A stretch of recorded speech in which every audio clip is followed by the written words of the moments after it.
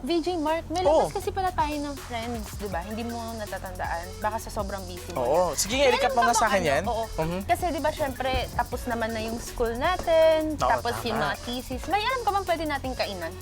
Ah. Yung syempre, yung tapat lang talaga sa budget. Tsaka syempre yung mura lang. Play with the boy. Ay, gusto mo ba, since anong oras na rin naman, hapon na, magagabi na, gusto mo mag-food night market or food bazaar? Ay, oo. Pwede May pwede alam yun. ako, VJ Talaga? Shannon, oo. Saan ba yung VJ Mark? Oh, siguro sa Bridgetown meron, tsaka Sa may Antipolo. Pasig? Oo, meron. Okay, oo. alam ko yun.